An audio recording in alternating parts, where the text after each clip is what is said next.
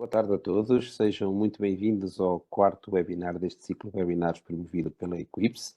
E hoje vamos trazer um tema um bocadinho mais específico, onde se pretende desmistificar um pouco o que é a pesquisa clínica, quais são as etapas e também qual o papel dos enfermeiros ao longo de todo este processo.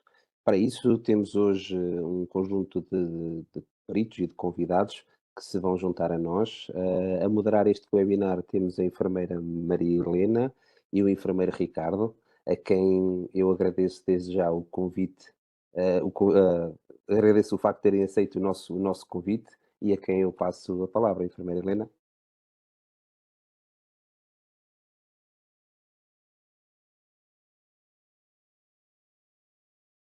Estão-me a ouvir agora. Boa tarde a todos e a todas. Sou a enfermeira Maria Helena Rodrigues, sou enfermeira gestora no Centro Hospitalar Universitário de Coimbra, mais especificamente no Serviço de Ortopedia do Hospital dos Covões.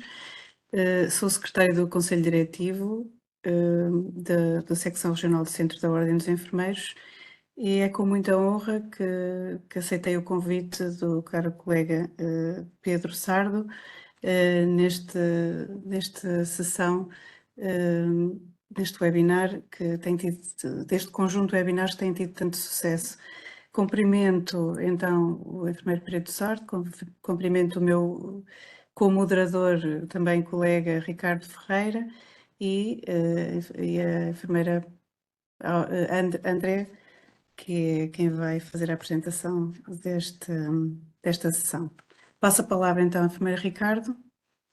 Dizer só antes que me esqueça, peço desculpa, que nós vamos, cumprimento também todos e todas as enfermeiras e colegas que estão a assistir a esta sessão e dizer também que nós vamos fazer, deixar a enfermeira Andrea a fazer a apresentação durante sensivelmente 1 hora e pouco e vamos dar a oportunidade de todos e todas fazerem as suas questões e tirarem as suas dúvidas e podem interromper sempre que quiserem através do chat, depois o enfermeiro Ricardo irá fazer a gestão destas perguntas oportunamente.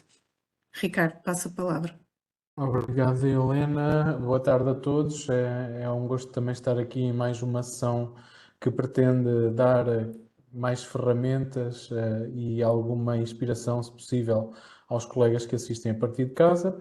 Portanto, eu estou aqui no papel de moderador e será uma situação bastante fácil, uma vez que a Andrea, que é professora na Escola de Enfermagem de Coimbra, investigadora na unidade dessa mesma escola e também investigadora no Núcleo de Enfermagem, Núcleo de Investigação em Enfermagem do CHUC, e que tem produzido vasta investigação publicada em artigos, mas também com projetos de desenvolvimento na prática e que será essa experiência que ela nos vai ter, esse percurso que ela nos vai expor e fazer refletir.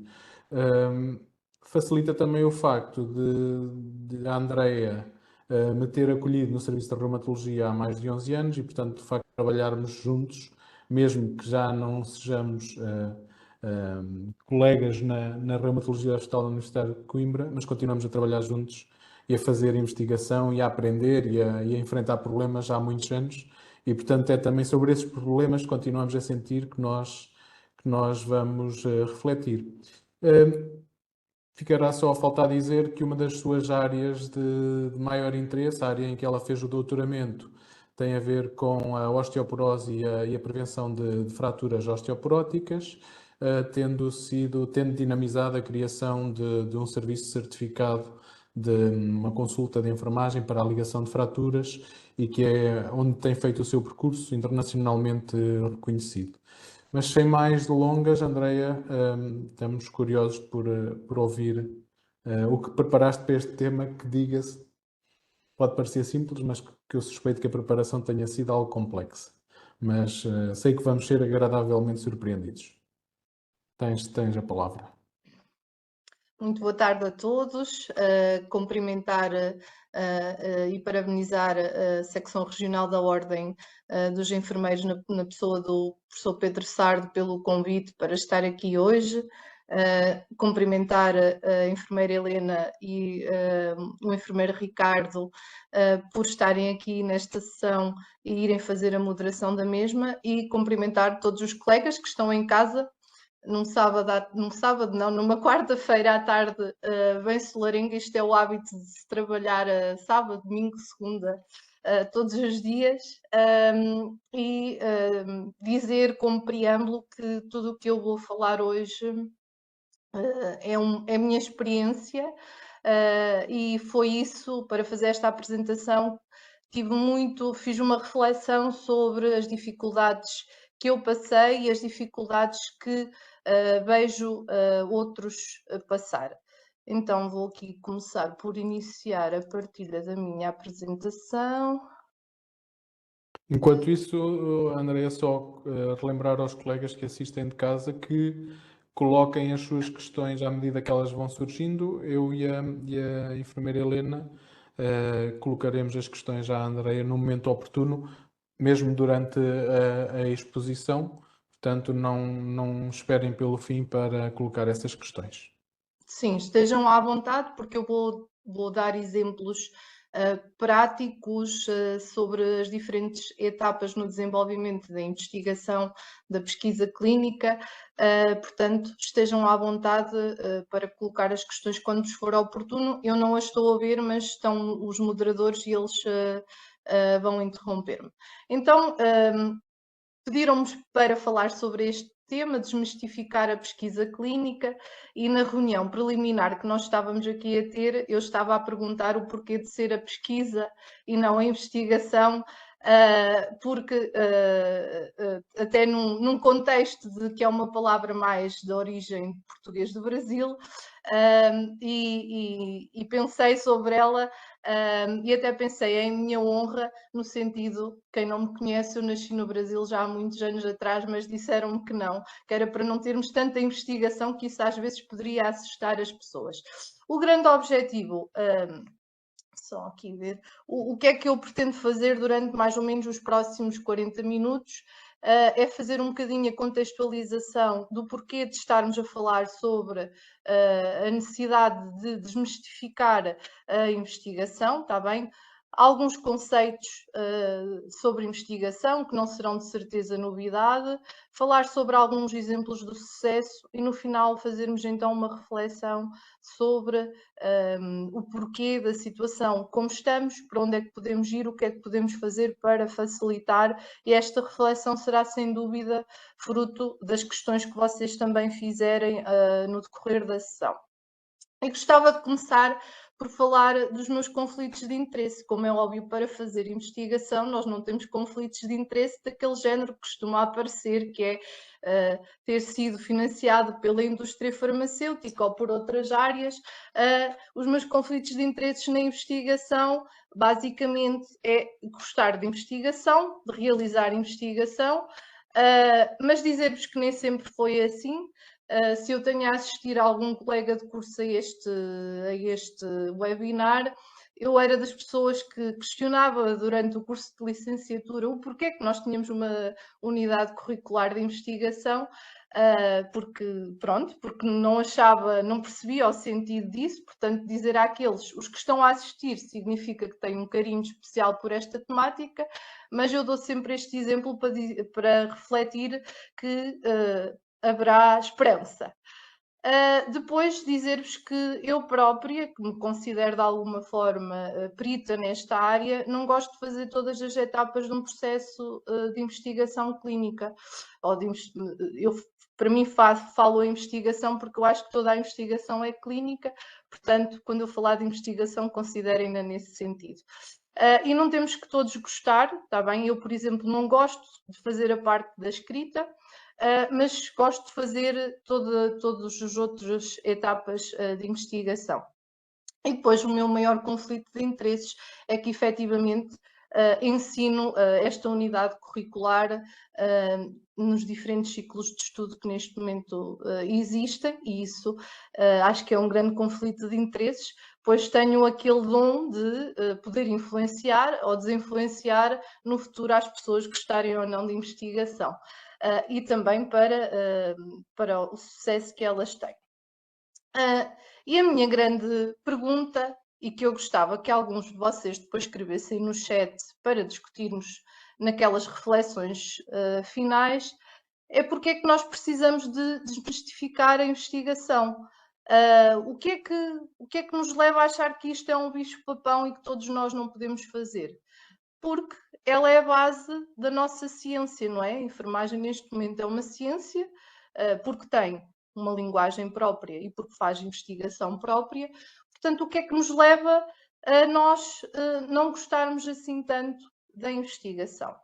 Talvez muitas das vezes, uma das razões para isso acontecer é este foto que eu aqui vos trago ao lado, é que nós olhamos para a investigação como sendo uma coisa muito complexa e fazemos dela às vezes uma situação muito complexa, e o que eu quero fazer durante o período deste tempo do webinar é vermos que não será assim uma situação tão complexa que seja tão difícil. Mas quem olha para esta foto, e isto é uma foto do planeamento de um estudo do serviço feito com colegas enfermeiros, é que efetivamente eu fartei-me ali de riscar e de escrever e de dizer que coisas estavam menos bem, mas existe uma alternativa e é isto que nós temos que fazer, é pensar sobre a situação. E fazendo também aqui uma contextualização para a importância de falarmos disto com alguma naturalidade. Nós evoluímos muito nas últimas décadas, não é? Passamos de executores de procedimentos para uma profissão que tem um domínio específico de investigação e uma produção de conhecimento científico, está bem? Isto é que nos distingue nós sermos uma disciplina, uma ciência, é que produzimos conhecimento científico acerca daquilo que a nossa profissão faz, e que isto é traduzido em diversas formas, nomeadamente neste momento eu coloquei ali o link, nós temos quase mais de 600 revistas na área da enfermagem, nesta área do conhecimento científico, e que, claro, cada vez mais vão aumentar com os fatores de impacto cada vez mais a aumentarem. Contudo, qual é que eu acho que é a primeira dificuldade que nós temos para acharmos que temos que desmistificar a investigação? Até à data de hoje, ou mais ou menos digamos, há uma década atrás, a investigação estava muito ligada ao desenvolvimento académico dos enfermeiros. Nós fazíamos investigação, e eu já estou a falar no passado propositadamente, porque tínhamos que tirar, numa fase inicial, para obtermos o grau de licenciados, depois passamos para a fase seguinte para obtermos o grau de mestre, e neste momento fazemos muita investigação focado no grau de doutoramento e para a obtenção deste título académico. E porquê? Porque não nos podemos esquecer da nossa história e do desenvolvimento que a investigação, a enfermagem teve em Portugal. Ainda é um trajeto muito recente. Nós tivemos os primeiros licenciados em enfermagem em 1998, tivemos o primeiro doutoramento, o primeiro enfermeiro doutorado em enfermagem em 2002, que foi o professor Abel Paiva. Tivemos o primeiro programa doutoral em ciências da enfermagem em 2009 e tivemos o primeiro professor agregado só em 2015, e tivemos este ano, que não está aqui por acaso, mas é o professor, não sei como é que eu chamo, o Ricardo, que é o melhor, o primeiro enfermeiro investigador de carreira, então no ano passado. E falta-nos dar o salto que eu acho que no futuro terá um grande impacto no que é a realização da investigação na prática clínica, que é a integração do doutoramento, não é? O reconhecimento do doutoramento em termos de carreira e em termos de progressão, e termos também contemplados e com tempo investigadores na carreira de enfermagem, ou seja, pessoas que estão dedicadas ou que têm algum reconhecimento sobre isto, e podemos falar sobre isto, podem também dizer as vossas ideias que vocês têm acerca deste fator. Já começamos a ter alguns enfermeiros em algumas instituições com tempo dedicado para realizar investigação que as estruturas de saúde acham pertinente, mas ainda temos aqui um salto a dar.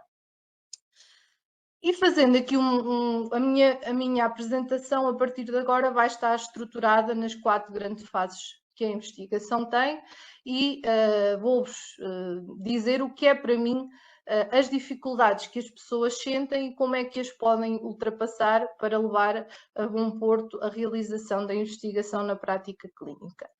Nós normalmente começamos com uma ideia, não é? Que é o que depois vamos chamar a questão de investigação.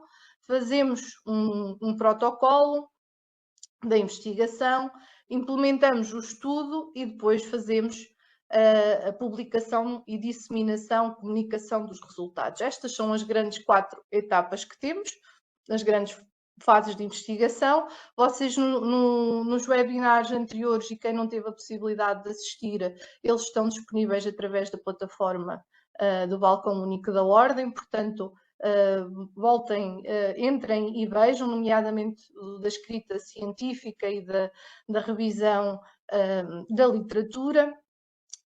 Vamos então tentar explorar as dificuldades que eu tenho encontrado e que tenho sentido que outros têm também encontrado nestas 4 fases de investigação. E dizer o que eu tentei, ou vou tentar fazer, é demonstrar-vos que fazer investigação é como cozinhar. Claro que não é assim tão simples, precisamos de várias coisas, não é? Que são os ingredientes da receita, mas para mim há um grande paralelismo. E quem me ensinou isto foi uma senhora que eu muito admiro e que me ensinou muito daquilo que eu sei de investigação, que é a professora Loreto Carmona, que basicamente o que nós queremos saber é o que é que eu quero comer, não é? O que é que receita é que eu vou seguir, quais são os ingredientes, cozinhar a refeição e comê-la.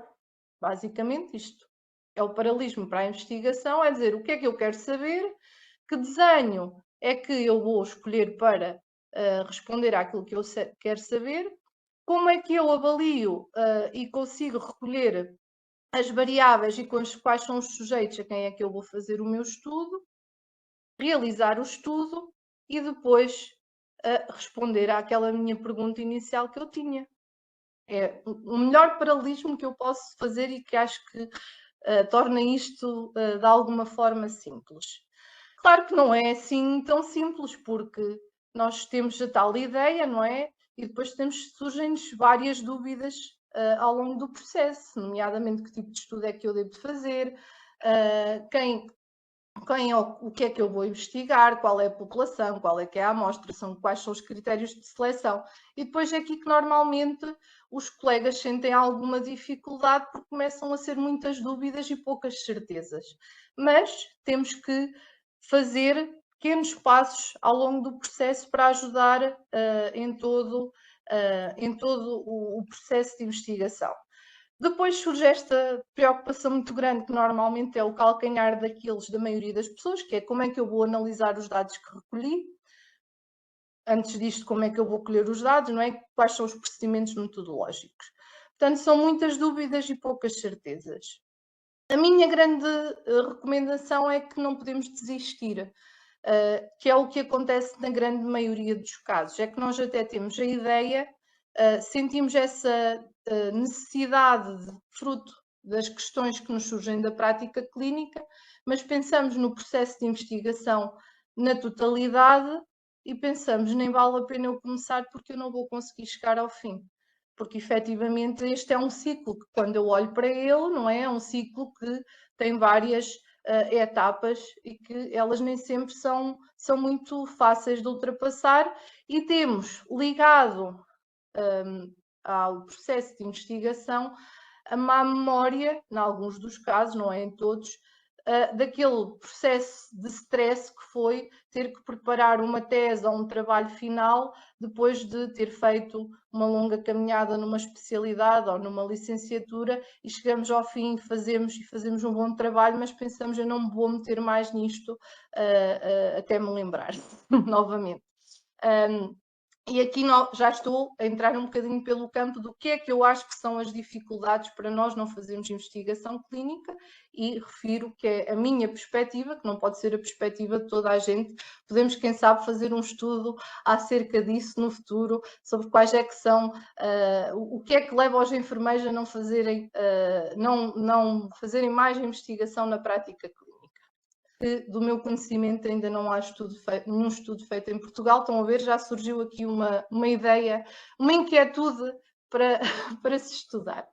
Depois, o que é que eu acho que é, no meu entender, ou para mim, a chave de sucesso para fazer investigação?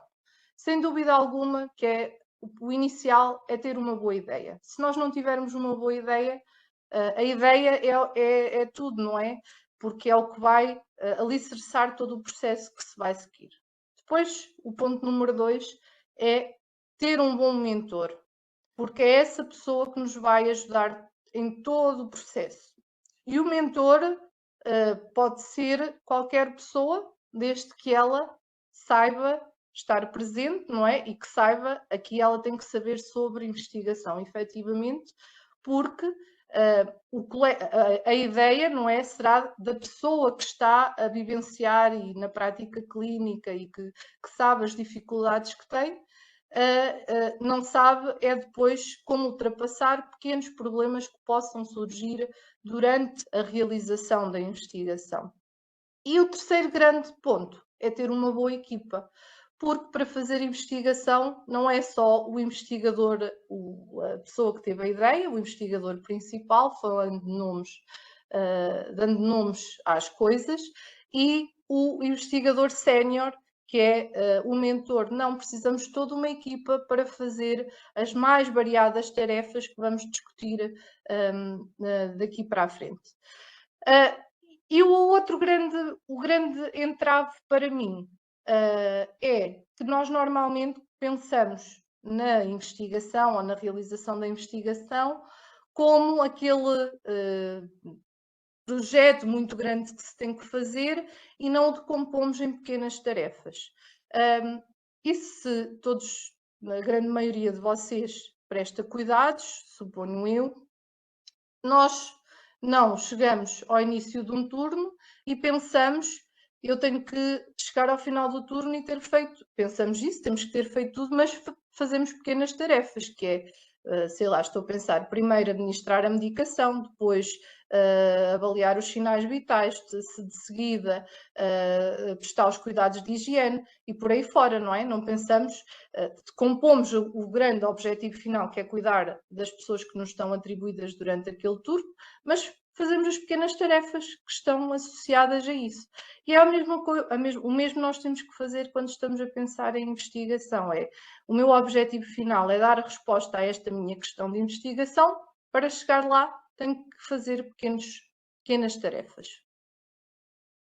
E a primeira pequena tarefa é então começar com a pergunta.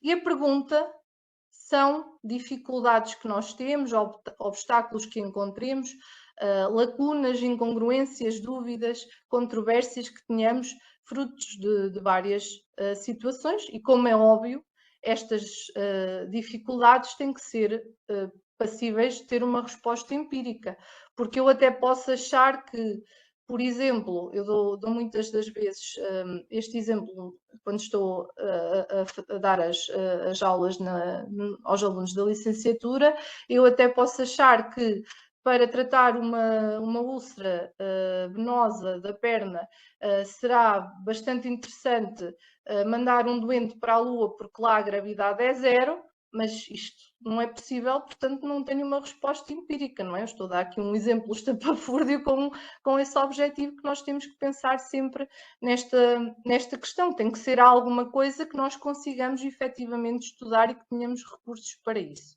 Mas é isto sempre por onde começamos. E esta não é a dificuldade dos enfermeiros. Os enfermeiros têm muitas perguntas, muitas dúvidas, encontram muitas lacunas e conseguem identificá-las. Não conseguem, muitas das vezes, dar os passos seguintes. E devemos, depois de termos estas lacunas, efetivamente, verificar se a pergunta é ou não passível de ter a resposta, se é suficientemente interessante, se é suficientemente inovadora, e aqui também é um problema que nós temos na enfermagem, é que muitas das vezes andamos a estudar coisas que já foram estudadas 20 vezes, até muitas das vezes nos mesmos contextos e que não vão trazer nada de novo, mas continuamos a ir estudar e a ir fazer estudos de investigação sobre as mesmas matérias, o que para mim não faz sentido nenhum. Depois, verificar se é ético ou não fazer este estudo, e, por exemplo, em relação a esta questão de estarmos a estudar sempre as mesmas coisas, eu acho que não é nada ético fazermos, porque nem que seja recolher dados através de um questionário, nós estamos a sujeitar as pessoas que estão a participar naquele estudo a uma colheita de dados que nada vai trazer de novo e de inovador, portanto não o deveríamos estar a fazer, e se efetivamente é relevante ou não estarmos a estudar este assunto seja para o conhecimento da enfermagem, seja para os diferentes aspectos que fazer investigação em enfermagem nos traz. Então, como é que nós desenvolvemos a pergunta? Nós temos a nossa inquietude, não é? Que está muito vaga. Temos que começar a fazer alguma coisa a escrever. E eu fiz este exercício, isto não é a minha receita, ok? Eu há bocadinho disse-vos que fazer a investigação era como cozinhar, e esta é a minha receita para tentar, para desenvolver os processos de investigação. É pegarmos numa folha de papel e numa caneta, ou no telemóvel, naquilo que nos sentirem mais confortáveis, certificarmos que o papel não é demasiado pequeno, porque podemos ter muitas ideias, que isto às vezes também acontece. Depois, desenharmos uma forma oval no centro de papel e dentro dessa oval escrevermos um tópico super vago, sei lá.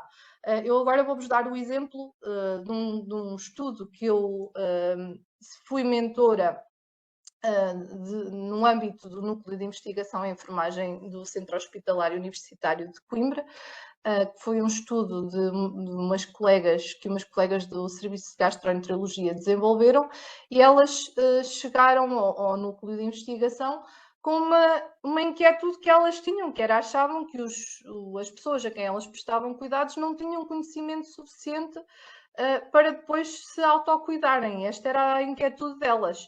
Era esta a dúvida que elas diziam que tinham que estudar este tópico, investigar este tópico, para depois conseguirem fazer educação, capacitação, todas as diferentes fases que se seguem, mas que antes disso tudo tinham que saber o que é que as pessoas que eram seguidas neste serviço sabiam sobre a sua própria doença. E elas tinham esta ideia muito vaga. E começaram a decompô-la e a fazer as tais. Claro que elas não fizeram este exercício, isto já sou eu que vos estou a dizer, elas trouxeram-nos depois ver efetivamente, ok, eu quero estudar o conhecimento, mas para estudar o conhecimento tenho que ter várias coisas, não é? É o conhecimento sobre o quê? É o conhecimento sobre a doença, é o conhecimento sobre estratégias não farmacológicas, é o conhecimento sobre alguma coisa específico em relação aos hábitos alimentares. Pronto, tentar decompor o que é que eu quero responder mais com a minha pergunta. E depois tentar encontrar 3 a 5 ideias-chave que eu quero efetivamente estudar com o meu trabalho de investigação. Mas elas têm que ficar escritas, e este exercício de escrever estas pequenas coisas é muito importante, no sentido que vai permitir às pessoas um momento de reflexão que é muito necessário quando nós estamos a fazer investigação, no meu entender. A reflexão pode ser inicial, pode ser com colegas, com a equipa, com várias coisas, mas depois é necessário nós sentarmos e escrevermos, senão da próxima vez que tentarmos iniciar não vamos conseguir, vamos voltar à discussão inicial do que era importante estarmos a estudar. Andréa, desculpa, antes de avançares, tu referiste aí o Núcleo de Investigação e Enfermagem do SHUC e que as colegas do serviço que chegaram ao núcleo, muitas pessoas não saberão o que é isto do Núcleo de Investigação e Enfermagem, para que é que serve, de uma forma breve. Podes clarificar isso, por favor? Sim, depois tenho um slide mais à frente que não especifica, mas obrigado pela questão e vou referir então. As várias instituições de saúde, e não só, mas estou a falar em instituições de saúde porque a maioria dos colegas deve estar na prática clínica, tem já gabinetes de apoio à investigação. Esses gabinetes de apoio à investigação, que normalmente são chamados unidades de desenvolvimento da investigação clínica, têm nomes assim pomposos que divergem de entidade prestadora de cuidados. Esses centros de investigação, até há muito pouco tempo, existem diria quase totalidade dos hospitais e ARS, centros de saúde será mais difícil e claro, se formos falar no privado, nomeadamente na GERPIS, também será difícil, mas, por exemplo, os hospitais privados já têm centros de investigação muito mais desenvolvidos até do que alguns hospitais públicos, e estou-me a lembrar da CUF, que dá formação, tem centros de simulação, pronto, várias coisas, bolsas dedicadas aos enfermeiros para fazerem investigação. O que é isto, então? Estas estruturas, como eu estava a falar, são interdisciplinares, são os centros de investigação dos hospitais, e existem já agora centros de dentro dos centros de investigação, núcleos, começam a surgir núcleos de investigação específicos da enfermagem, que têm enfermeiros, prestam apoio, consultadoria a colegas da prática clínica que queiram realizar investigação e produzem também investigação própria de acordo com a estratégia definida pelo prestador de serviços de saúde, não é? Aqui no caso do Centro Hospitalar Universitário de Coimbra, o hospital, o Núcleo de Investigação em Enfermagem foi fundado há 10 anos e tem, não quero errar no número, mas 17 ou 19 enfermeiros já com tempo dedicado para então ou desenvolver investigação ou prestar serviços de consultadoria aos colegas que querem desenvolver investigação na prática clínica. Mas se alguém tiver alguma dúvida em relação a isso, por favor, escreva no chat e debatemos isso mais daqui a pouco. Pronto, então os colegas tiveram a ideia deles, já escreveram os tópicos gerais, agora o que é que vamos fazer a seguir? Vamos efetivamente escrever a questão preliminar que queremos desenvolver.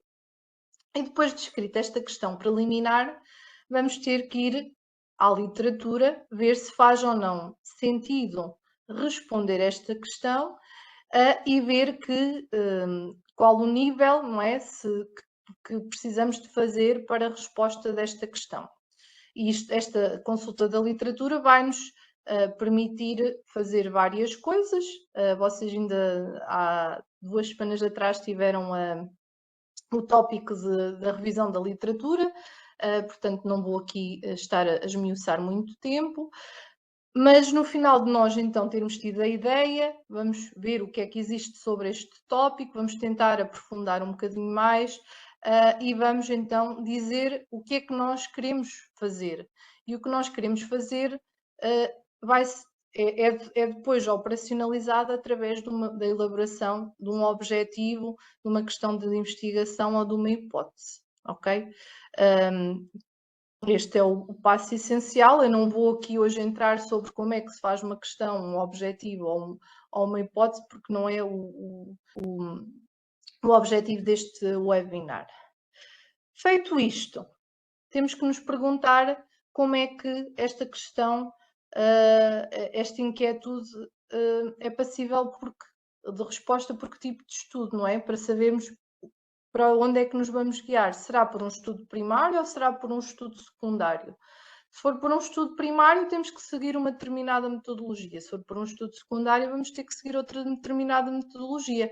Se eu naquela minha pesquisa prévia que fiz já encontrei 10 estudos que dão resposta, eu não tenho que estar a voltar a fazer novamente um estudo, mas se calhar tenho é que compilar a informação que está nesses 10 estudos e fazer então um estudo secundário. Se eu não encontrei nada na literatura acerca da minha inquietude, vou então ter a necessidade de fazer um estudo primário. Estas são as grandes questões que temos que ter, dúvida, acertar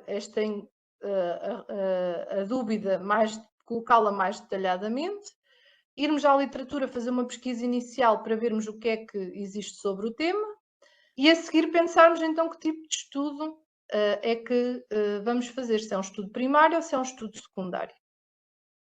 Andréa, se me permites, também pode haver a situação, nem toda a investigação tem de ser nova. Por exemplo, se eu suspeito que no meu serviço estou a ter uma taxa elevada de, sei lá, de úlceras de pressão ou de um outro fenómeno qualquer, eu posso simplesmente fazer um estudo para avaliar a epidemiologia ou qualquer coisa desse género. Ou seja, não tem de ser um estudo novo, mas é uma avaliação rigorosa do status de determinado problema no meu contexto. Também requer uma abordagem científica. É claro que o valor que isso terá para publicação ou para outro tipo de financiamentos não é o mesmo, mas nem toda a investigação é feita com o mesmo fim de criar currículo. Há investigação feita com o fim de facto, melhorar as práticas e conhecer o ponto de situação dos nossos contextos laborais, por exemplo. Sim, sobre isso, voltar a dizer, porque eu estive a fazer o trabalho de casa de webinagem que a equipe se tem estado a desenvolver, e houve um muito interessante sobre os estudos de caso, que eu acho que na área da enfermagem se perdeu muito essa tendência, estamos-nos a focar muito na investigação secundária, que também é muito necessária, mas há coisas por vezes muito mais simples, esses e os estudos de implementação, que agora não me lembro se já foi feito algum webinar ou não sobre isso, mas o professor Pedro Sardo depois no final já nos vai dizer, se não fica aqui já a sugestão para a próxima, são também muito válidos e respondem a questões bastante pertinentes da prática clínica que deixamos um bocadinho em desuso, porque na investigação também seguimos muitas das vezes as tendências, não é? E que serão possibilidades. Pronto. Lembrar só, e porque falaram há 2 semanas foi falado há 2 semanas sobre investigação secundária, que a investigação primária é então a investigação original, onde há uma colheita e análise de dados, não é? Que ainda não estão disponíveis, ou seja, sobre uma temática que ainda não foi estudada, e que vai então gerar um novo conjunto de dados e informações para melhorarmos alguma coisa e dar resposta àquilo que queremos. De uma forma muito simples, não é? Que é o objetivo de hoje, é isto que nós fazemos na investigação primária, é fazermos algo, um estudo de novo com uma colheita de dados. Eu costumo dizer que a investigação primária exige um trabalho in loco, isto não é científico, in loco do investigador. A investigação secundária, o investigador não está in loco, não é? Está a analisar a informação que outros já recolheram. E depois, a segunda grande questão que nos devemos perguntar, para dar resposta à nossa pergunta de investigação, ela é passível de resposta por uma investigação quantitativa ou uma investigação qualitativa. E aqui já decidimos que vamos fazer um estudo primário, porque os estudos secundários já não tínhamos que estar a fazer este tipo de pergunta. Portanto, isto é muito importante, porque muitas das vezes, e é uma das maiores dificuldades que eu vejo nos colegas, que é decidir se a pergunta que eles têm pode ser feita, se vão fazer um estudo quantitativo ou se vão realizar um estudo qualitativo.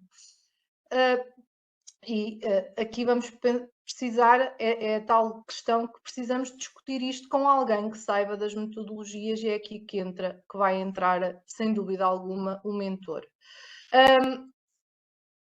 pensem sempre que se eu quiser fazer uma investigação qualitativa, é para dar respostas a perguntas do género quando, como, porquê, para perceber, tentar perceber a natureza e o fenómeno, ok? E que a investigação qualitativa, então, vai ser, os métodos de colheita de dados vão ser a observação, a entrevista, os focos grupos, os questionários. Se eu quiser fazer um estudo quantitativo, que estarei muito focada no quanto, não é? Na frequência, na associação das variáveis, tentar perceber a associação, a influência entre as diferentes variáveis. Isto também daria para estar aqui a falar muito tempo, e aqui, efetivamente, este processo, os investigadores que estão a fazer pela primeira vez processos de investigação devem saber a diferença entre o que é um estudo quantitativo e um estudo qualitativo, devem já ter alguma reflexão sobre isto, mas vão ter dúvidas que vão ter que questionar alguém que saiba e que já tenha feito, para ver se efetivamente a pergunta que eles pensaram pode ou não ser respondida por que tipologia de investigação. E depois temos ainda outra coisa, que é os desenhos de estudo, não é? Que tipo de desenho de estudo é que vamos fazer caso optemos por fazer um estudo quantitativo, e que tipo com que base teórica é que vamos escolher se formos fazer um estudo qualitativo, e aqui existem pessoas muito mais credenciadas e experientes para falar do que eu, e poderá também ser um tópico interessante para outro ciclo do webinars do Equips. Pronto, e lembrar-nos sempre de uma coisa, que é, na investigação nada é simples. E isto é uma das afirmações que eu gosto de fazer. Porquê? Porque quando a gente acha que é qualitativo ou é quantitativo, temos 100% da certeza, ainda temos a opção de ser misto, que é de utilizarmos as duas metodologias, e isso também é uma opção válida. E que devemos, muito importante, é pôr-nos sempre no lugar das pessoas que nós vamos perguntar. E trago-vos aqui este cartoon, porque eu acho que representa muito bem aquilo que nós que sentimos, não é? Muitas das vezes quando estamos a prestar cuidados, e que também sentimos quando estamos a fazer investigação. É alguém dizer-nos que eu não sei quantificar alguma coisa, e nós perguntamos, então, mas quão difícil numa escala de 0 a 10? E muitas das vezes tentamos fazer isto quando estamos a fazer a investigação. Ora, se eu não sei dizer o que é que sinto, como é que consigo quantificar o que quer que seja, não é? E fazemos isto algumas vezes, e o que leva a depois termos estudos que, no meu ponto de vista, não trazem a relevância que deveriam trazer com a sua realização. Então, agora que todos vocês já pensaram um pouco, não é, sobre as vossas inquietudes, têm a vossa pergunta feita, já pensaram um pouquinho sobre se vão fazer um estudo primário ou um estudo secundário, se optarem por fazer um estudo primário, se ele será quantitativo ou qualitativo. O que eu vos aconselho a todos a fazerem, desde não avançarem mais nada, é a procurarem alguém que saiba sobre investigação, e o saber sobre investigação não precisa de ser uma pessoa que tenha um doutoramento em investigação, não é isso que eu quero dizer. É alguém que já tenha feito e que saiba o processo e que tenha alguma segurança, não é, também naquilo que está a fazer. Porquê? Porque senão a vossa dúvida não vai sair da gaveta. Todos vocês já tiveram estas dúvidas, e não sei quantos é que já conseguiram levar uma investigação até ao final, porque chegaram aqui e ficaram com tantas dúvidas que não conseguiram avançar. Portanto, pergunta, vou ver o que é que existe na literatura sobre o tema, decido se faço um estudo primário ou um estudo secundário. Se for fazer um estudo primário, vou fazer um estudo qualitativo ou um estudo quantitativo. Decidi isso de alguma forma, pode-se ainda alterar, vou procurar a ajuda de alguém. E a ajuda de alguém, então, pode ser várias, pode ser alguém da instituição, através destes novos gabinetes de apoio que existem, pode ser alguém de uma unidade de investigação, pode ser um professor que vocês conheçam e que reconheçam mérito, pronto, alguém que vos possa ajudar.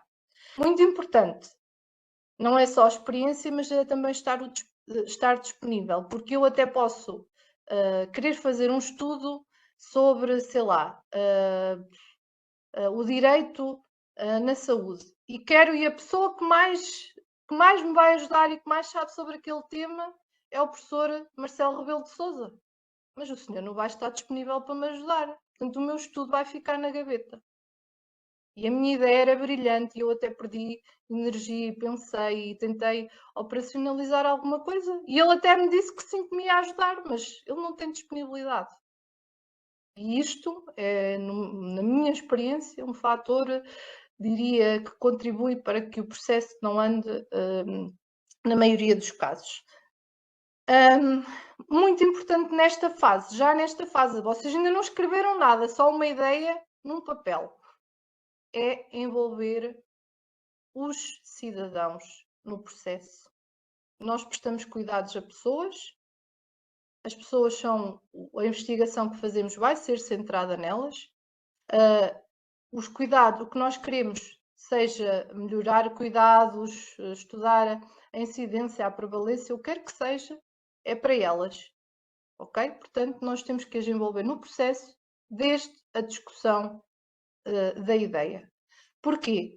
Porque o que nós achamos que é importante estudar, muitas das vezes não é o que é importante estudar para as pessoas. Portanto, no final até fazemos todo o processo de investigação, mas aquilo não vai trazer em nada uma melhoria para a pessoa em si, a quem nós prestamos cuidado. E porque a investigação, que é fundamentada numa profunda compreensão das situações de saúde e da experiência vivida pelas pessoas, torna-se muito mais aplicável e utilizável. Isto não sou eu que digo, peço desculpa que não está aqui o link, mas existe já um documento do nosso governo publicado sobre o envolvimento do cidadão na ciência, está bem, e quando é que ele deve ser envolvido, e é logo desde o início. E também porque os cidadãos não são só pessoas com a doença em si, podem ser pessoas que nada têm a ver, mas que são policy, não é, decisores políticos, são várias coisas, e nós na enfermagem não pensamos muito nisso e deveríamos de pensar nas implicações que a nossa investigação tem. Pronto, depois ver que ferramentas é que têm ao seu dispor, não é? Seja a equipe-se, foi aquilo que já falamos um bocadinho, os núcleos de investigação em enfermagem, as unidades de investigação clínica, os nossos conhecimentos pessoais, o que quer que seja, para envolver. Então, nesta fase temos a ideia e temos a equipa, porque já escolhemos um mentor e esse mentor e temos um potencial de pessoas. Portanto, vamos ao passo seguinte. E o passo seguinte é planear o projeto de investigação. Agora vamos já entrar em coisas mais concretas. E o processo de investigação, o projeto de investigação vai ter que ter várias fases. A fase conceptual, onde vamos então delimitar o problema, fazer a hipótese. A fase do desenho e planeamento, que é a fase da realização do protocolo, onde vamos decidir o tipo de estudos, a intervenção, quem é que é a população, qual é que é o melhor desenho de estudo, como é que vamos escolher as variáveis e avaliar as variáveis e definir o plano de análise. Depois vamos para a fase da colheita de dados e depois para a fase da análise dos dados e depois para a fase da escrita do artigo. Estas são as grandes fases de um processo de investigação. Então, entrando em detalhe na fase da elaboração do protocolo de investigação. O que é importante, muito importante nesta fase? Não foi dito, mas eu sou da doença, que sou especialista em enfermagem médico-cirúrgica à pessoa com doença crónica. Os doentes que eu tratei foram sempre pessoas com doença crónica e faço muito este paralelismo entre uma coisa que nós ensinamos, que é o princípio, que é a autoeficácia, e eu acho que a autoeficácia é do mais importante para fazermos investigação, porque é preciso muita resiliência em todo o processo. E temos que estar confiantes naquilo que vamos ter que fazer, não é? E na capacidade de gerirmos todos os problemas que vão decorrer durante o processo de investigação. Portanto, trago aqui este paralelismo para vos deixar a pensar. Coisas práticas para vos ajudar, então, na fase da realização do projeto. Termos 2 ou 3 artigos que nos sirvam de modelo para planear a metodologia. Estes 2 ou 3 artigos não têm que ser na mesma população, nem no mesmo contexto. 2 ou 3 artigos que sejam, imaginem, eu quero fazer um estudo de caso, que eu identifiquei como modelos de estudos de caso. Pronto, aquele artigo para mim está muito bem feito e foi um estudo de caso. Vou lê-lo e tê-lo ao meu lado e ele vai-me ajudar no processo de escrita, em todo o processo de escrita. E lembrar-nos sempre que nada é fácil, não é? Nem rápido, porque, pronto, muitas das vezes temos cansaço ao longo de todo o processo. Então, o que é que o protocolo tem que ter? E isto é então uma estruturação do vosso pensamento. O protocolo tem que ter sempre um resumo, uma introdução, não é? Que é uma revisão da literatura, a hipótese, e aqui estamos já a falar, só estou a focar nos estudos primários, está bem? Um objetivo, o desenho do estudo, as pessoas a amostra que eu quero estudar, as variáveis que eu quero avaliar e como é que eu as quero avaliar, como é que vou realizar a análise estatística, qual é que é o cronograma que eu vou fazer, como é que eu vou garantir a qualidade da realização do meu estudo, quais são os aspectos éticos que eu vou ter que ter em consideração, quais são as dificuldades, as limitações e qual é que é a aplicabilidade deste trabalho que eu vou fazer, quem é que é a equipa de investigação e quais são as suas funções. Isto é muito, muito importante e é novamente a chave de sucesso para a realização da investigação. Porquê? Se eu não tiver uma equipa comigo e se as pessoas que estão nessa equipa não souberem quais são as suas funções, a investigação não anda. Porque eu posso ter o investigador principal, mas o investigador principal não pode fazer o protocolo, a seguir ir colher os dados todos, analisar os dados todos, escrever o artigo e dar só ao final às pessoas para elas, entre aspas, colocarem o seu nome. Está bem?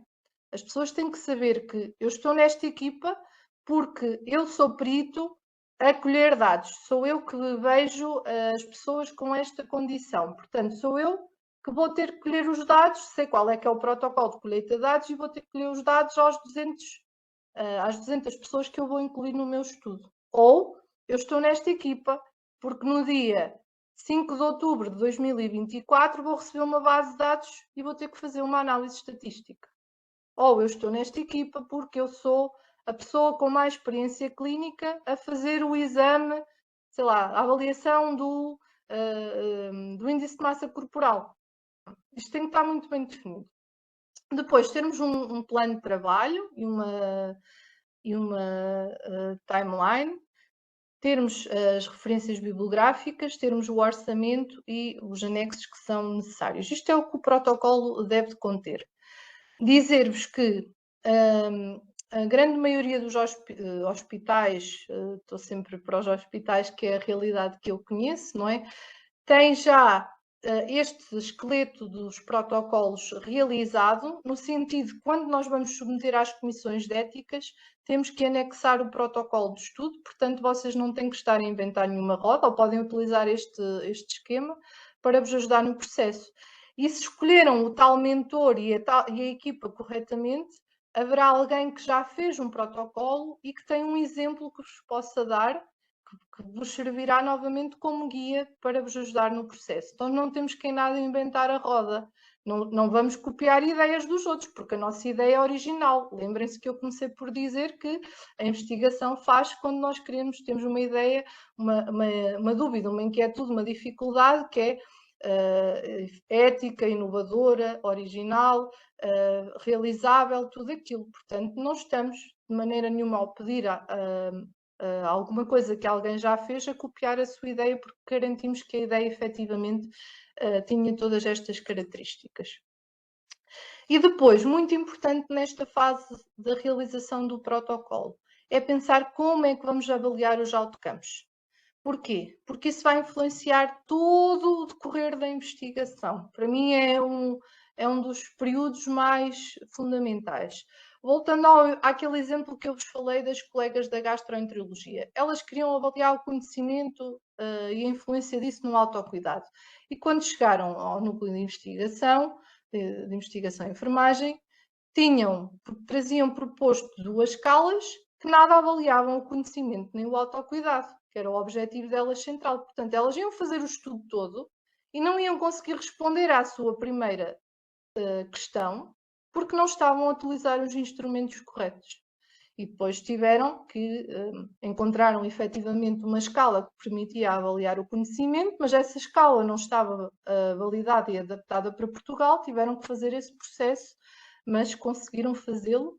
Mas isto é, no meu entender, uma das maiores dificuldades que nós enfrentamos quando estamos a fazer investigação na prática clínica. E depois devemos pensar muito se vamos escolher avaliar coisas que são fáceis de colher ou muito difíceis de colher. Por exemplo, eu quero fazer um estudo sobre se estou a prestar cuidados centrados à pessoa, a uma pessoa com uma condição qualquer. E como é que eu avalio o que são cuidados centrados à pessoa? Os cuidados centrados à pessoa é aquilo que a pessoa quiser. Como é que eu consigo fazer um estudo nisso? Será que é fácil colher este outcome? Como é que eu vou colher? Como é que eu vou operacionalizar?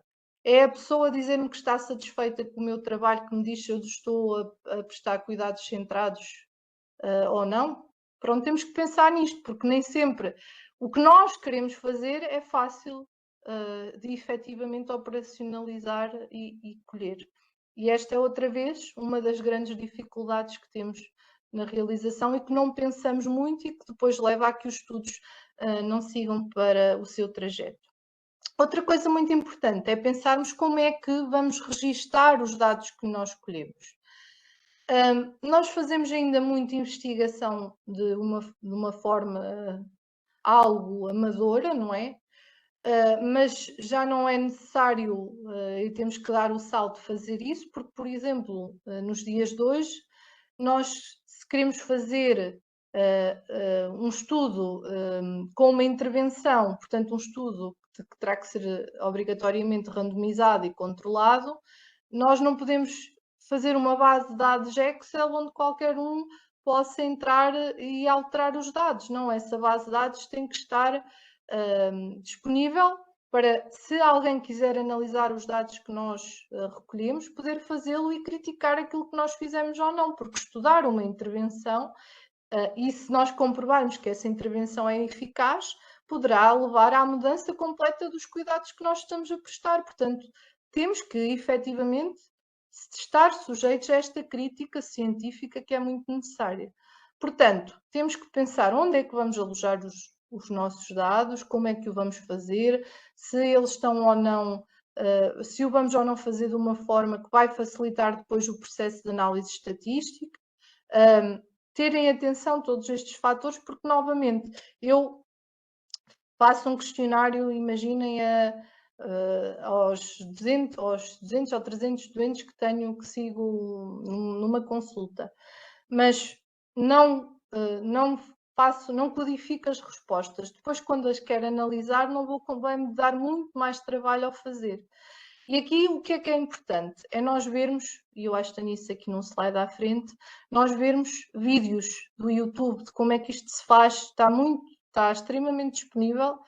Se vocês tiverem a tal equipa que tem pessoas com diferentes funções, vai-vos alertar para esse tipo de coisas, mas se não, o YouTube é uma das ferramentas mais importantes que existe, com tutoriais sobre tudo, como fazer tudo, e que nos ajuda, e eu estou a fazer esta palestra a dar-vos pequenas, não é? Não vos estou aqui a dar a receita completa, porque estaríamos aqui horas infindáveis, mas a dar-vos pequenas achegas para depois vocês pensarem e irem à procura.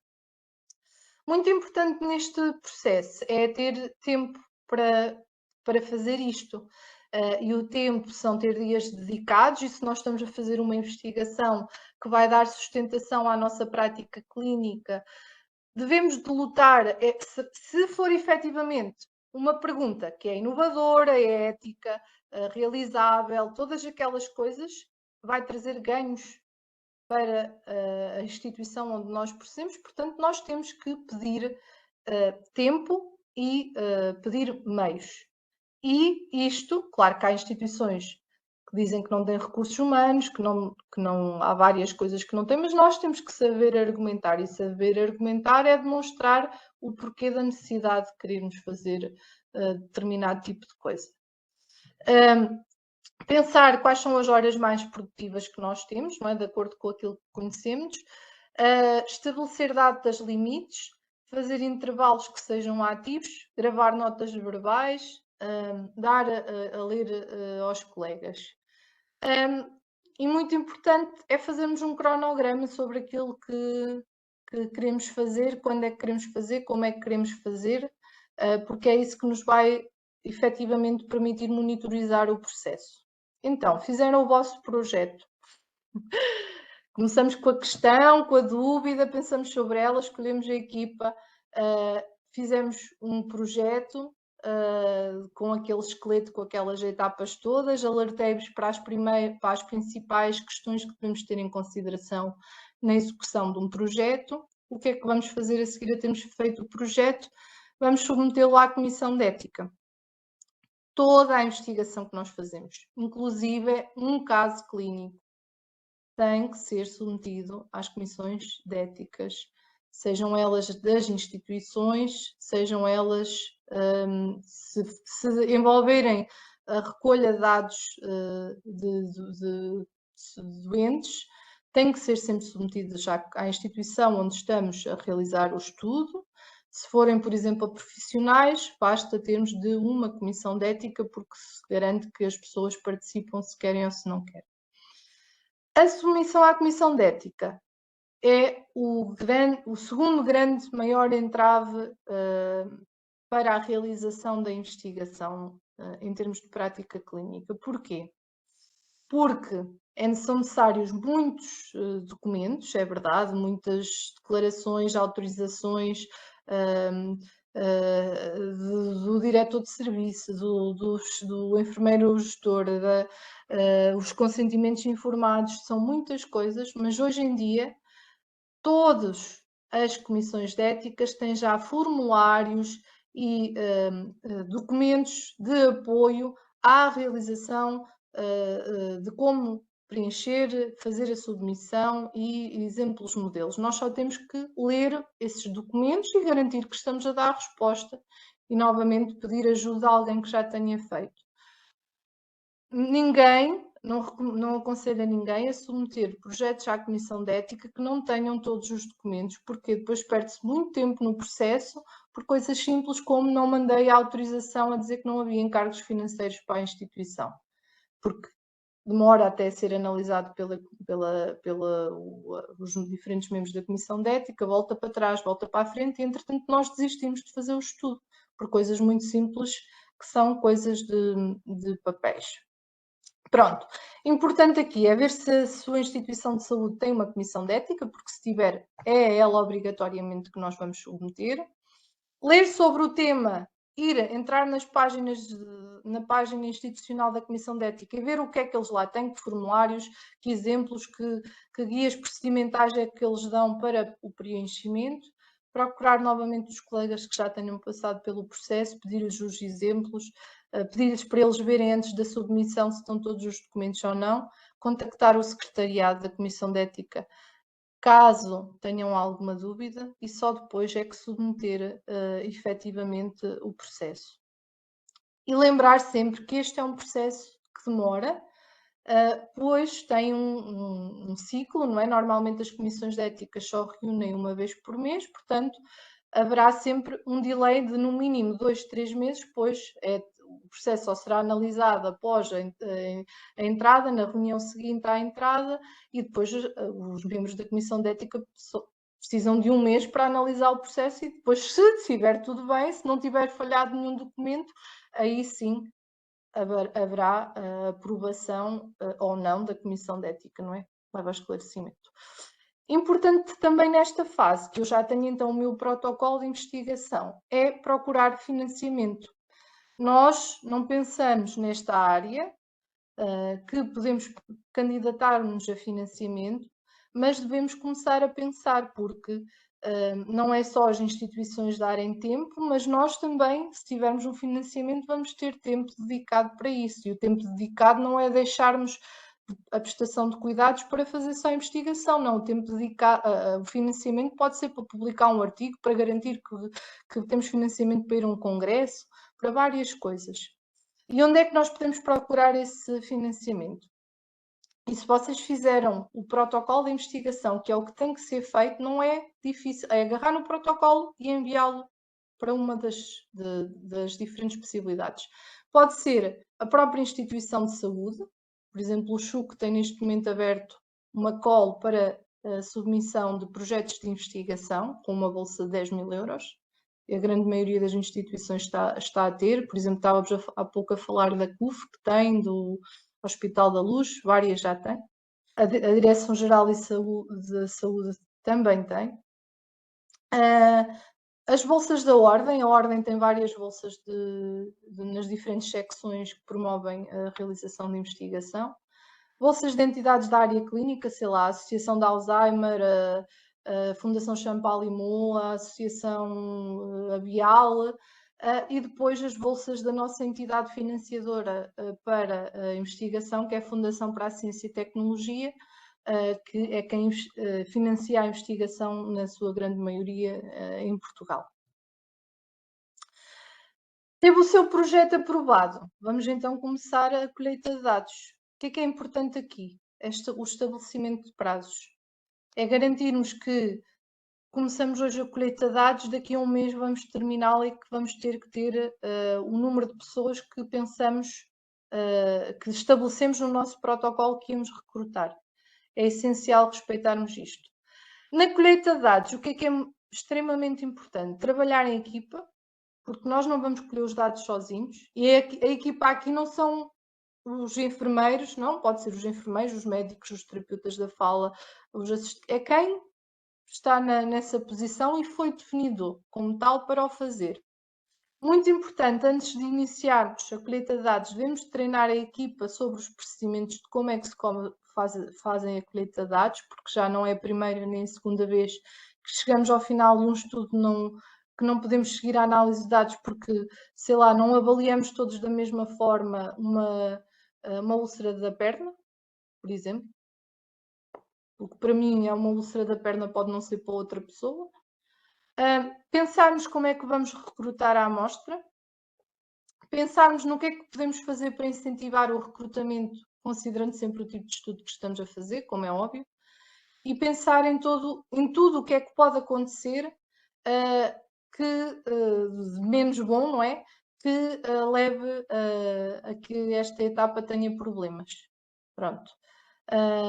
Porque nós normalmente, o que é que fazemos? Não fazemos nenhum protocolo, não fazemos nada disto, só temos a ideia brilhante, vamos fazer ali umas perguntas e uns questionários, pronto, com umas perguntas, e vamos ter uma investigação feita. Não, nada disso é correto, está bem?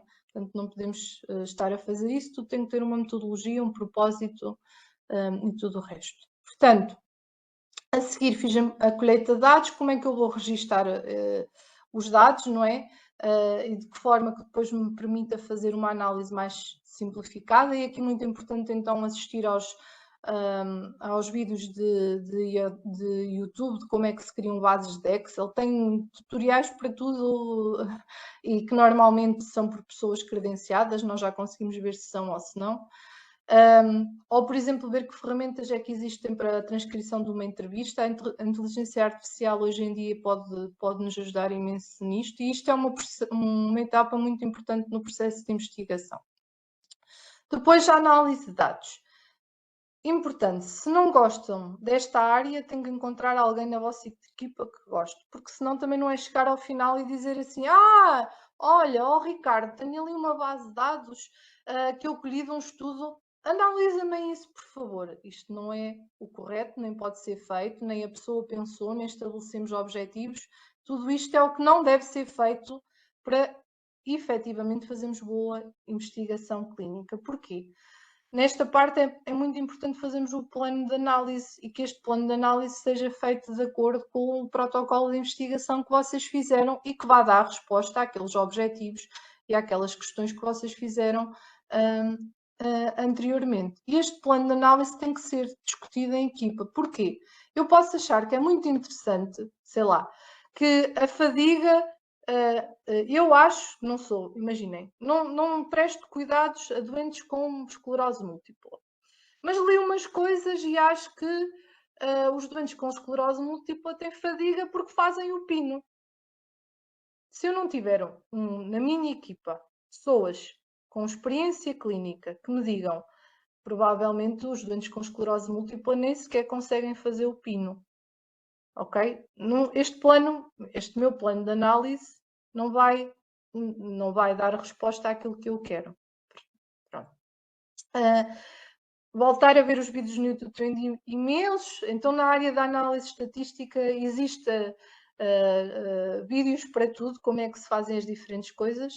E, muito importante, começar por coisas simples, como, por exemplo, a descrição das variáveis sociodemográficas, porque vai-nos dar a sensação de eu consegui fazer isto, já tenho isto feito, eu consegui fazer um cálculo, a dizer que tenho 200 pessoas na minha amostra e que são 20 do sexo feminino, pronto, tenho esta tabela, já consegui fazer isto.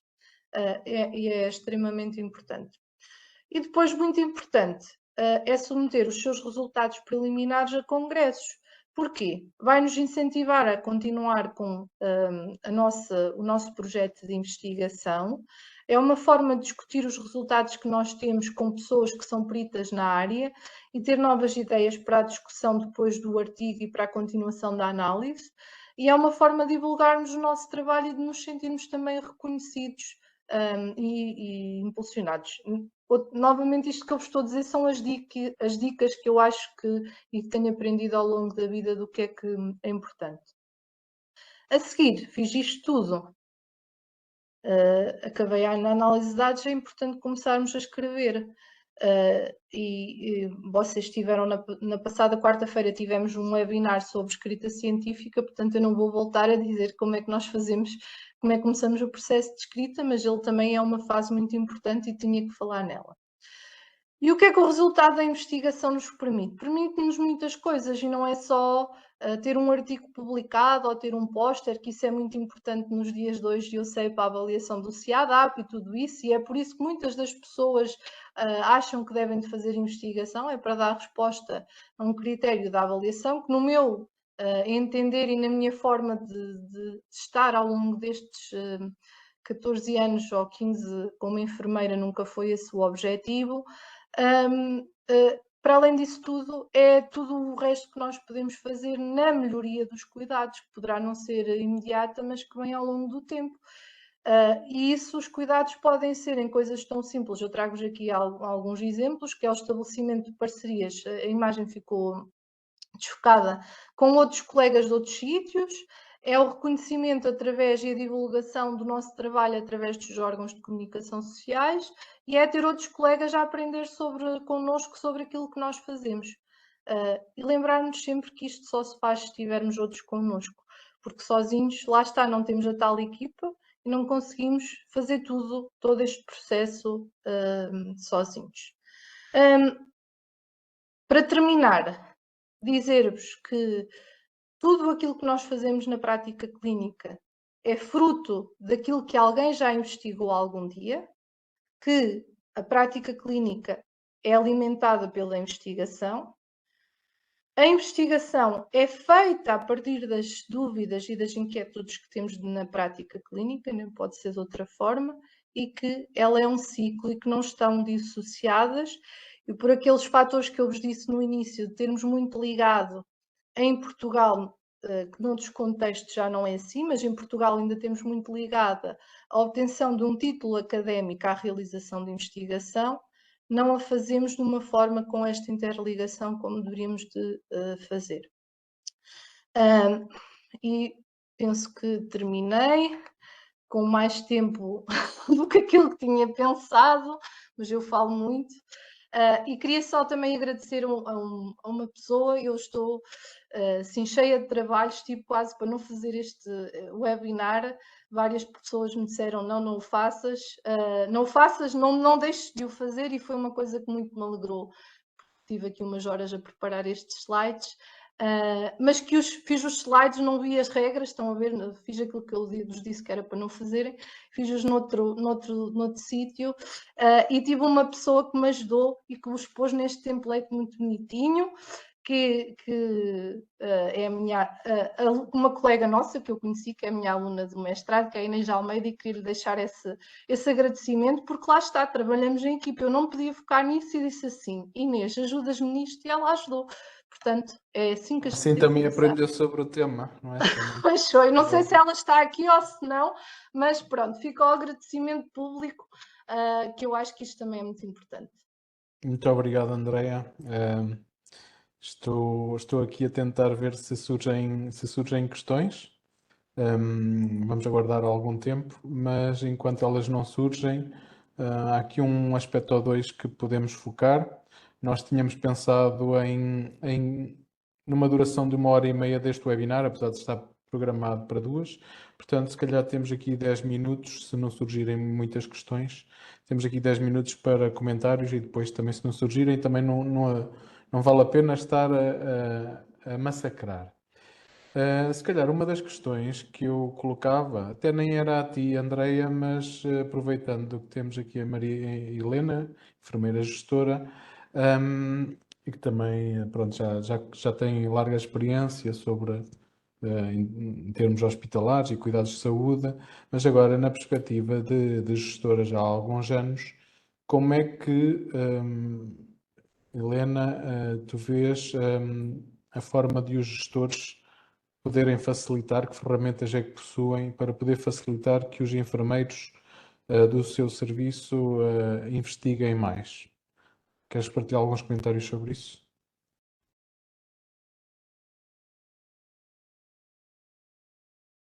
Obrigada, Ricardo.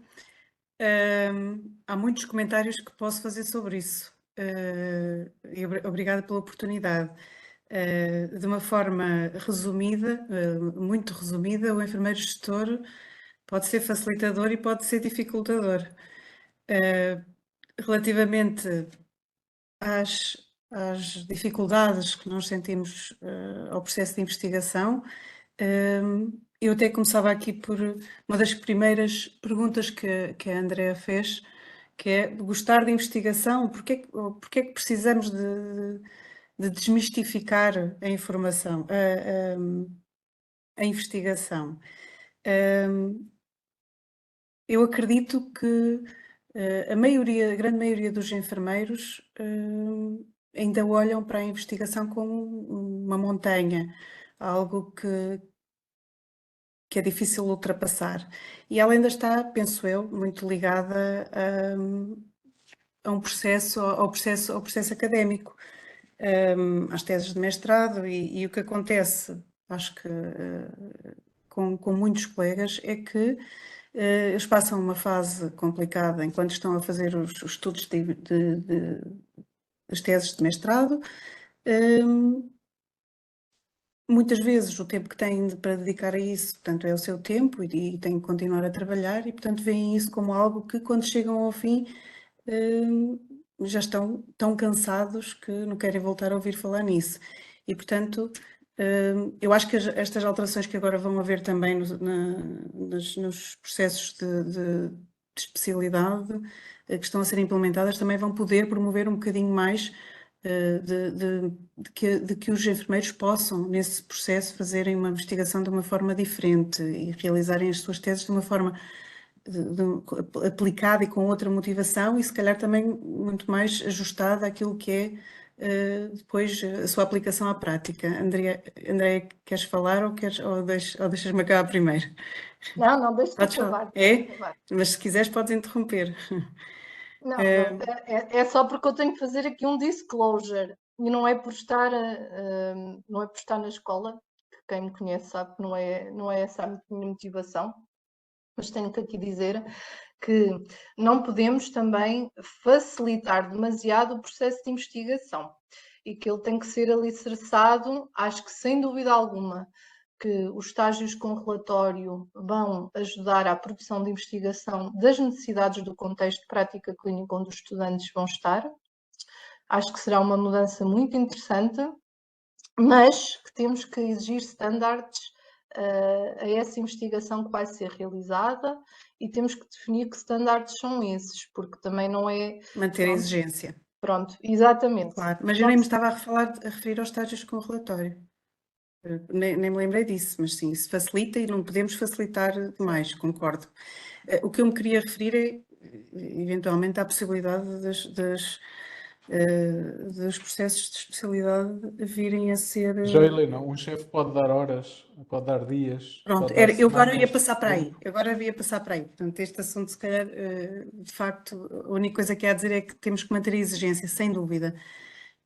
Eu ia passar para aí e falar nas barreiras que são à investigação e que são subejamente conhecidas e há evidência estudada sobre isso. O tempo, o apoio, a cultura organizacional, a falta de conhecimento das pessoas, eu faria a falta de recursos, a resistência por parte das equipas ou dos gestores, a elevada carga de trabalho. É assim, eu deparo-me com como se depararão todos os enfermeiros gestores com a gestão dos recursos, que são limitados, não são aqueles que nós gostaríamos de ter, e é uma dificuldade. Temos que gerir por prioridades. Entendo que a maioria dos gestores muitas vezes não têm forma de dar horas para todos os grupos de trabalho que são essenciais para melhorar a prática clínica e fazer estudos. E, portanto, a investigação é um exemplo disso.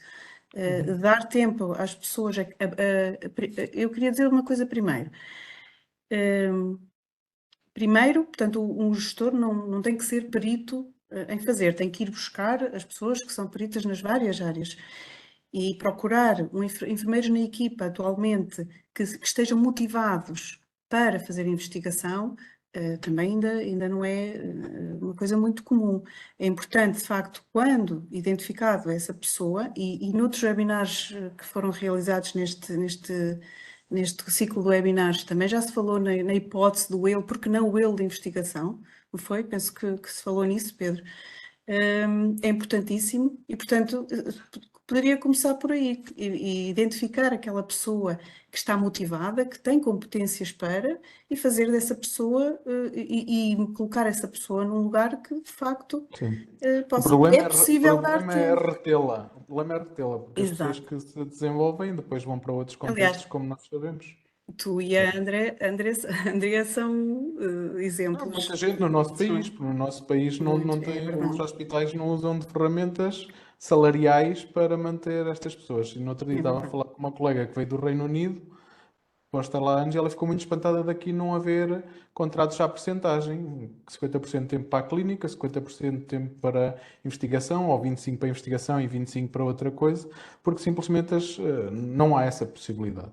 Mas não querendo ocupar o tempo com estes comentários e aproveitando, temos aqui uma questão da colega Liliana Ferreira, ela pergunta à Andrea sobre as diferenças entre o pedido de parecer a uma comissão de ética, consoante seja para os doentes, suponho que seja para colher dados a doentes ou para colher dados a profissionais de saúde.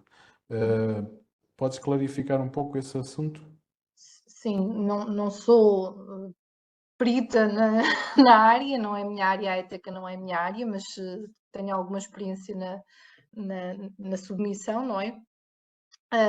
E enquanto a nossa lei diz que se eu quiser fazer um estudo num determinado contexto e se houver nesse contexto em relação a doentes uma comissão de ética, eu terei que sempre submeter a essa comissão de ética, não é? Vamos partir aqui, vou dar um exemplo concreto para ser mais fácil. Eu quero fazer um estudo com doentes do Centro Hospitalar Universitário de Coimbra, eu tenho que submeter obrigatoriamente o estudo à Comissão de Ética do Centro Hospitalar Universitário de Coimbra e não posso ir submeter, por exemplo, à Comissão de Ética da Unidade de Investigação da Escola Superior de Enfermagem de Coimbra, ok? Porque essa instituição nem nem vai dar o parecer, não vai poder dar esse parecer e vai-vos responder que vocês têm que submeter à Comissão de Ética. Porquê? Porque está a questão do direito à privacidade, à autonomia, todos os direitos da parte. André, eu acho que aí não haverá dúvidas. A questão da colega, e que eu próprio também não sei bem a resposta é: queres escolher questionários aos teus colegas ou a 2 ou 3 serviços? Precisas de pedir autorização? Colegas, não, a colegas, porque o colega vai decidir se ele quer ou não participar no estudo. Se ele quiser decidir, ele pode decidir, quer participar, participa, não quer participar, participa. Com exceção, e por exemplo, o SHUC já tem isso, se eu quiser fazer um questionário que envolva todos os profissionais do SHUC, existe já uma norma procedimental que o SHUC só pode mandar e-mail a todos os profissionais se o estudo estiver aprovado pela Comissão de Ética do SHUC. Agora imaginem, eu quero colher, tenho os contactos dos colegas, ou manda à enfermeira gestora Helena e ela divulga pelos colegas, isso basta ter de uma outra Comissão de Ética qualquer. Contudo, tendo o cuidado de aí, não é da ética da investigação, há a questão de ter cuidado de como é que se armazenam os dados e que dados é que são pedidos. Ou seja, usar plataformas que de certa forma tenham rigor e que não sejam fáceis de ser consultadas por outras pessoas ou hackeadas ou algo desse género. Pois, de facto, mas isto tem sido de facto um problema que temos enfrentado porque fomos do 8 ao 80. Fomos de muita gente não fazer, não ter o mínimo cuidado com os casos que faziam e apresentavam em congressos, sobretudo de outras classes profissionais, até ao ponto de agora, para fazer um inquérito nas redes sociais, já se pergunta, então, mas eu preciso fazer a autorização ética, ou seja, foi-se de um extremo ao outro, mas de facto não é uma clarificação fácil. Sim, mas eu acho que esse é um tema em si importante abordar.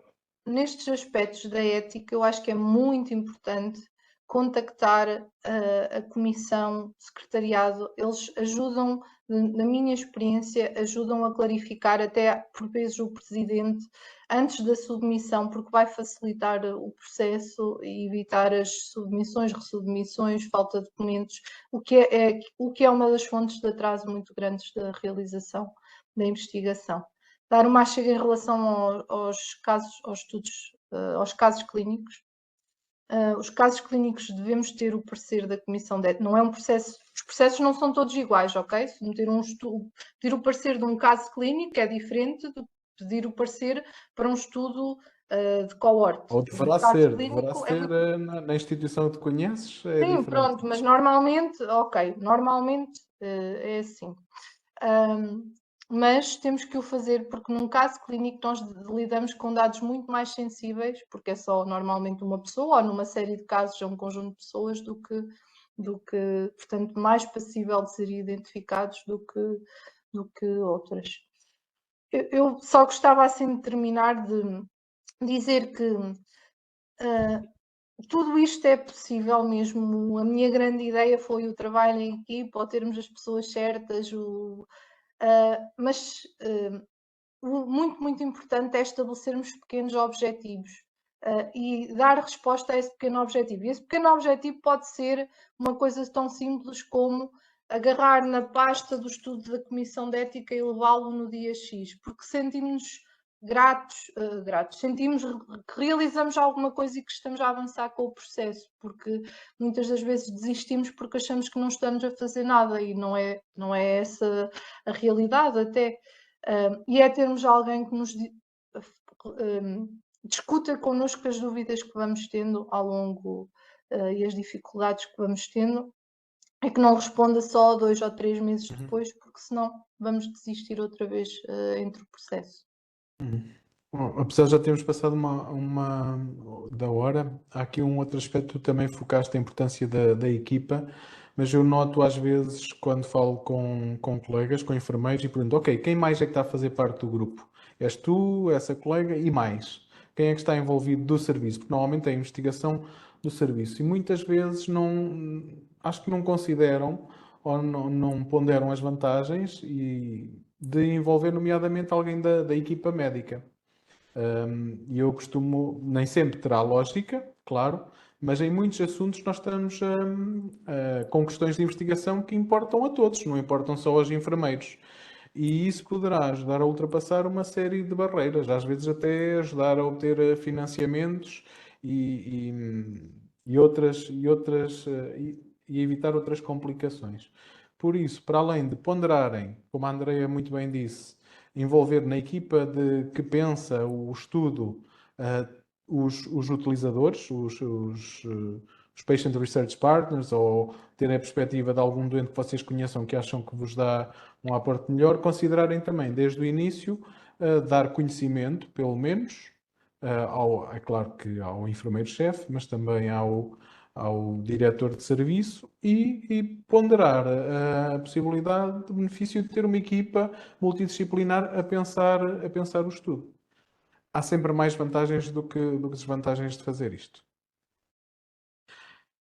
Ora, como não surgem mais questões, Pedro, eu acho que tanto aí serás a pessoa ideal para encerrar aqui as hostes, não? Com o peixinho amarelo aí atrás. Obrigado, Ricardo.